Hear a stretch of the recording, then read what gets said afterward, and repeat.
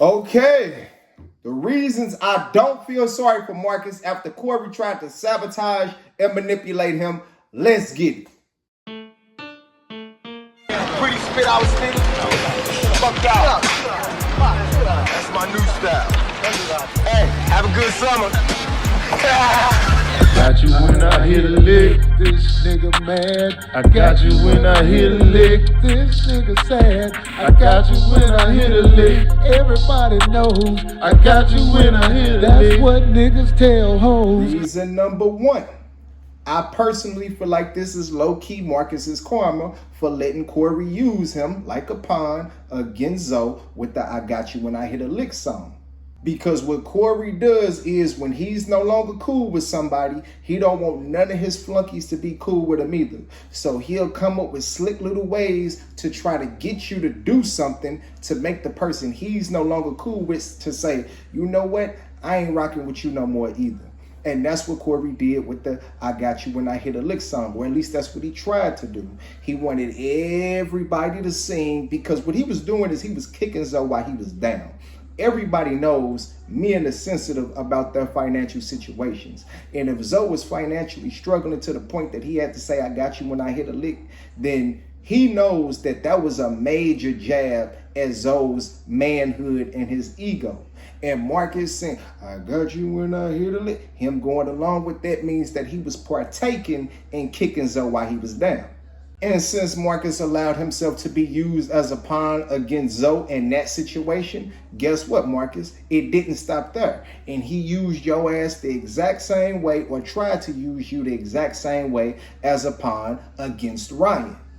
Only this time, it was to your detriment, Marcus. It wasn't to nobody else's detriment because you actually needed Ryan to give you some shows. You see, Marcus realized or figured that since he didn't need Zoe for anything and Zoe really couldn't help him out in his comedy career, that he could afford to go along with that song. But guess what? Corey took note of it and he said, if you allowed yourself to be used in this situation, guess what? I'm going to try to use you for future references and other situations. And that's exactly what we saw. The only person that didn't allow themselves to be used as a pawn in that situation was D. Because D, soon as that shit came on, D whipped out her phone and started going through her phone. Because D was like, you know what? I done had a relationship with Zoe for at least 10 years, just like Corey has. He's been with us from the beginning. This is wrong. I'm not going to do that to him. I'm not going to partake in kicking his brother when he was down.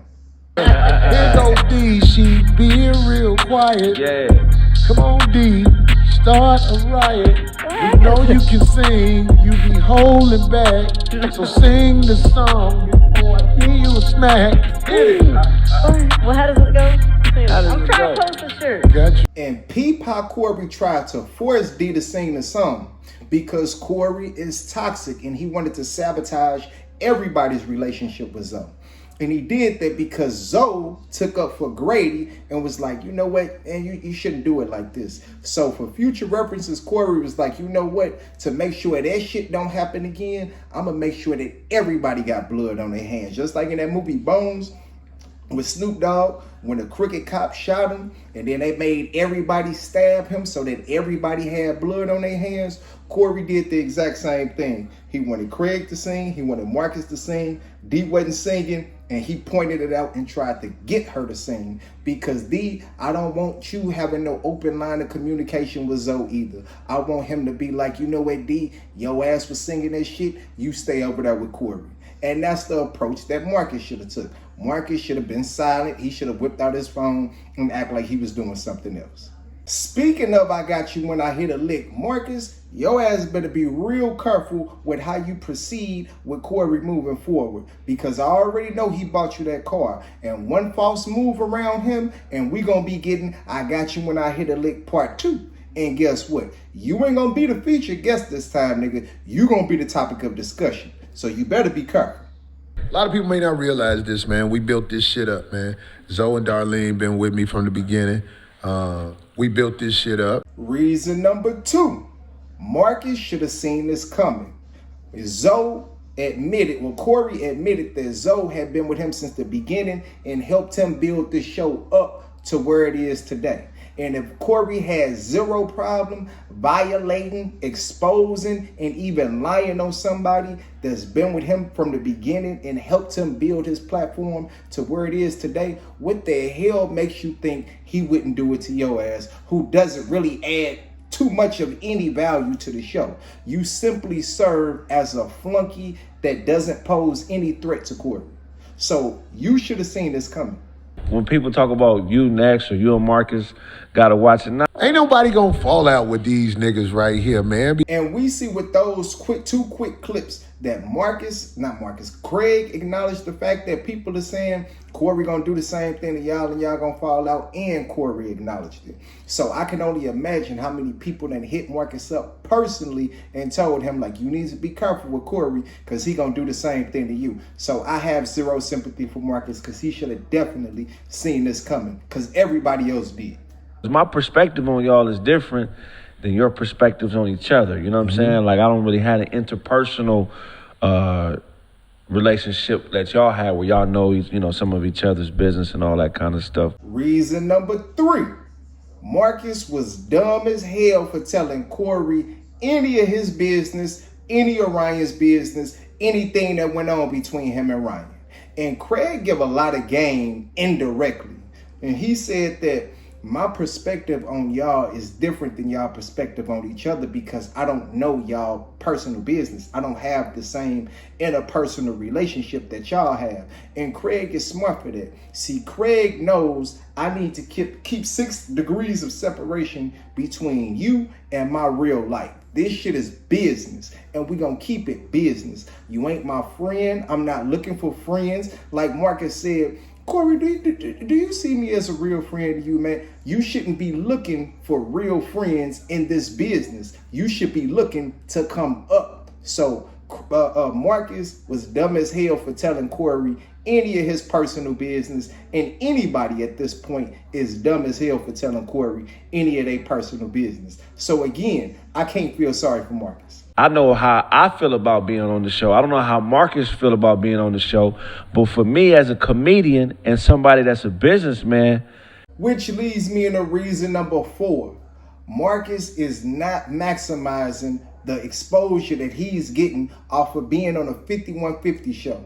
Because if a nigga like me is on a 5150 show every single week, I'ma have way more than 20,000 subscribers. And Marcus is on a 5150 show and he ain't showing his ass. If I was on a 5150, I'ma show my ass. I'ma be an intellectual, I'ma be clever, I'ma be witty, I'ma be funny, I'ma be engaging, I'ma be all of that. Because I know that this is a major opportunity to build my own following by getting this exposure from Corey. And Marcus is worried about the wrong shit. Like, does Corey see him as a friend? But we gonna let Craig give Marcus, or I'm gonna show how Craig is trying to give Marcus some real game in an indirect way. Let's get it. Boom. And we see Craig say the perfect thing. As a comedian, hell, first he said, I know how I feel about being on the show. I don't know how Marcus feels about being on the show. That was his way of tapping Marcus on the shoulder like, listen, my nigga, I'm trying to give you some free game. He said, as a comedian and as a businessman, and I cut that clip short because it was kind of irrelevant to the point that I'm trying to make because he said something that kind of went off my point. But basically, Craig was getting at, what he was getting at was, this is a once-in-a-lifetime opportunity. I can learn from Corey. I can get game from Corey. I can get exposure from being on the show, and I can build myself up with that. Craig ain't worried about whether Corey sees him as a real friend or not. Craig can give 2 shits about whether Corey sees him as a real friend or not. And one thing Craig said in the clip that I cut out that I didn't include is he said, if somebody allows you in a space to fuck with them, they can teach you without directly teaching you. And basically what Craig is saying is, I'm looking around at this nigga's studio. I'm looking at the equipment. Look at Craig's studio and look at Corey's studio. And you can tell Craig done picked up some game from Corey without Corey, without Corey telling him. Or maybe Corey did tell him, but you can tell Craig has stepped his game up as far as production quality wise. I think he got that from Corey. Craig is trying to get everything he can get out of Corey. Even with Corey being the sucker that he is, Craig understands the assignment and the opportunity, and he's executing beautifully. And Marcus needs the peak game. And me being a man first, understanding that I'm on my own journey. I don't need nobody's show. Right. I could do this shit on my own. Right. And we get more free game for Craig. He said, as a man, I'm on my own journey. I could do this shit on my own. Basically, he's saying whether I'm on Corey's show or not, it's not going to make a difference because I can do this shit on my own. And we know Marcus don't have that same confidence because we can see him compromising his integrity and his dignity and his self-respect to stay on the 5150. But there's a very good reason of why Marcus don't have the same energy that Craig has. And I think it's because Marcus knows he is marginal talent at best. If you don't believe me, watch. Corey is about to admit this in an indirect way. Let's get it. Let me explain something to you. Craig has his own show. Craig, in my opinion, is going to be a great Hollywood producer. The nigga is bubbling from this. Marcus, I watch what you do, and people watch you too. Because it's something about you that people look at as genuine. Now, that's my opinion. That's why they fuck with you, Marcus. A lot of people know you and like you. That's why they fuck with you. Now, pay attention to the difference in compliments. When it was Craig, I believe Craig is going to be a great Hollywood producer. But when it got to Marcus, it was Marcus, I watch what you do. And people watch you too because something about you makes people feel like you genuine. Just look at Corey's facial expression when he was complimenting Craig versus complimenting Marcus. Corey literally, brain was scrambled trying to think of a compliment to give to Marcus. And anytime you doing something professionally and they can't compliment you on what you doing professionally, they have to compliment your character as a person. That means you fucking suck. Because he was very specific, with the compliment that he gave Craig. And it ain't have shit to do with his personality. He acknowledged that he sees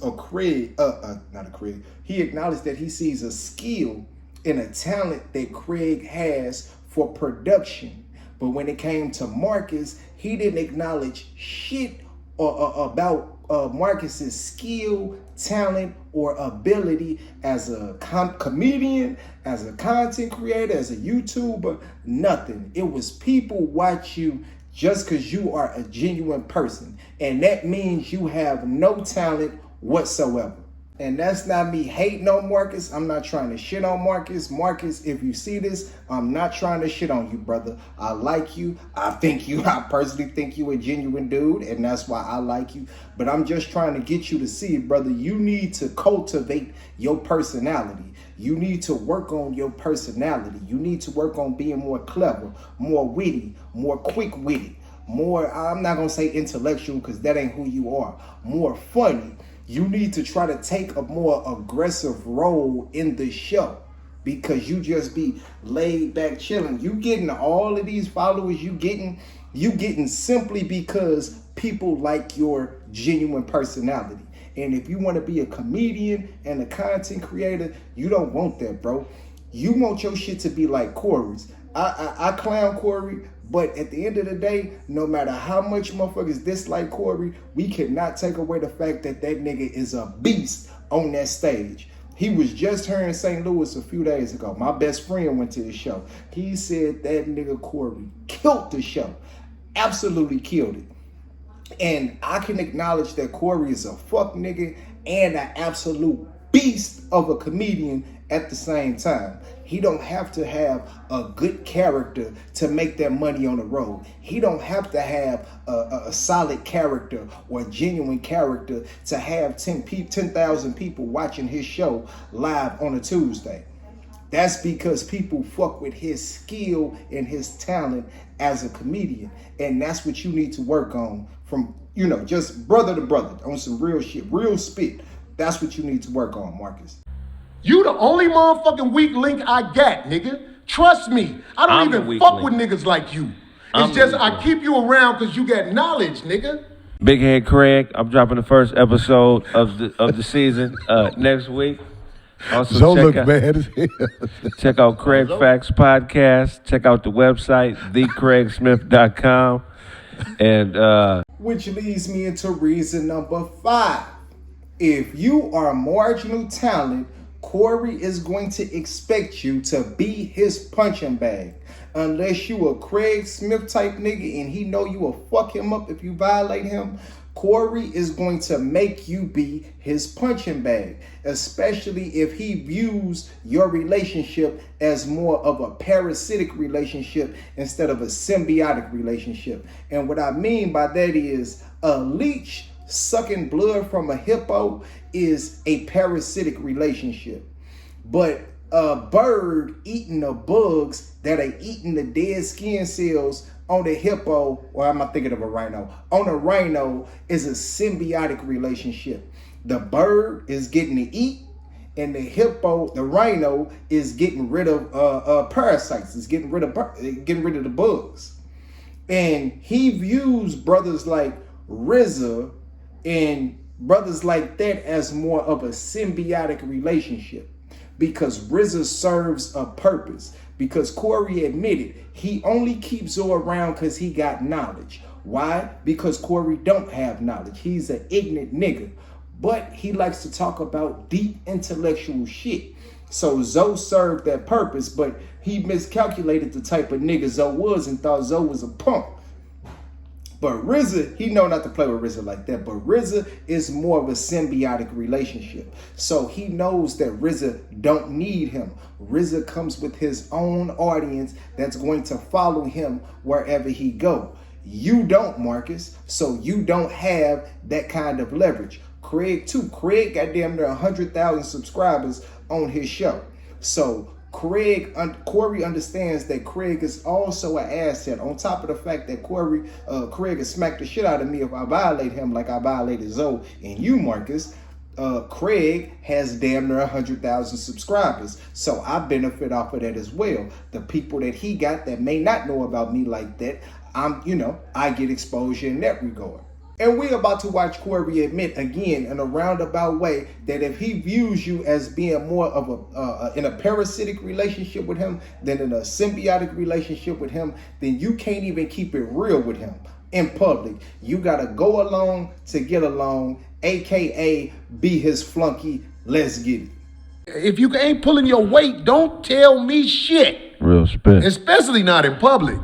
Pull me to the side, nigga, and then I'll calm down. I'll be like, oh. But you can't be the motherfucking wheel that's got to be replaced trying to tell me what the fuck I need to do. Now, we just seen Corey kind of gaslight the audience a little bit by saying, if you ain't pulling your weight, don't tell me shit. And if you the wheel that needs to be replaced, you can't tell me shit. Even though you kept this man around for years after he cost you 20 racks, simply because he was an asset to the show because he had knowledge. So clearly, Zoe is not the wheel that needs to be replaced. But far be it from Corey to take accountability for his shit and say, you know what, I was wrong disrespecting you like that, brother. My bad. But Corey is really low-level Illuminati. And what I mean by that is he operates just like the industry operates. The same way the industry expects people to sell their soul, allegedly, or to do certain fruit booty activities, allegedly, and things of that nature, get into witchcraft and occultism and all of that, allegedly. Corey is going to make you sell your dignity, your self-respect, and your integrity to him simply because he allows you on his platform. Don't believe me? Watch. He's going to tell you, you should be my punching bag in a roundabout way simply because I allow you on my platform. Let's get it. And in Hollywood, it's a blessing if somebody allows you on their platform. Right. Yeah. In Hollywood, you can't do nothing more than let a nigga be on your platform. Kevin Hart got all kind of shit going on. Anything he do to allow niggas to get on his platform is a blessing. Right. Yeah. Jay Leno let me do the Tonight Show. It was a blessing. That was incredible. That's a big platform. Yeah. I have had Zoe on my platform since I started it. And you walk out the door like that, not saying nothing to nobody. Which, you know what I'm saying? That to me, I'm like, nigga, what more could I do for you, nigga? Now, Corey just admitted all the violating that he did to Zoe, saying, you the motherfucker, you the weakest link I got, nigga. I don't even fuck with niggas like you. And he said that shit hard, too. Like, rewind it if you need to. That nigga Corey said that shit so hard. If I was Zoe, I would have took off on that nigga right there. But I'm not. So, that's irrelevant. But Corey just admitted that because I let you on my platform, so you were supposed to take all that shit on the chin. I mean, all that disrespect. Not only the disrespect, he actually lied on Zoe. He actually said Zoe's woman was taking care of him and paying all of his bills. And then when he went on the Zoe What show, Zoe pointed out, nigga, how you gonna say that? And that shit ain't even true. And Corey's like, did I say that? I said that, right? Yeah, nigga, you said it. But Zoe was supposed to let all of that go because you allowed him on his platform. I'm not perfect, but I fuck with niggas. Right. And I let niggas shine on my platform. That's the greatest gift you can give somebody. Now, if you really one of those fatherless, hardcore Corey Holcomb stans and fanboys that just can't accept shit that this nigga do is wrong and you gonna take his side regardless, if that wasn't enough proof for you, let's watch him reiterate that and reinforce that fact yet again. Let's get it. Now, this last clip is on another note type shit, but I keep forgetting to put it in one of these videos, so I had to slide it into this one. We gonna take a look at how Precise checked the fuck out of Corey, and we gonna show how he know who to play with and who not to play with. Let's get it. I had motherfuckers up here, motherfucking dope fiends talking crazy to me about keep my name out your mouth. Man, I done had motherfuckers say shit to me that I shouldn't have never let that shit go. But I let it go because I ain't got time for it. I really be working and shit. I be gone. Hey, Corey, tell us you scared of Precise without telling us you scared of Precise.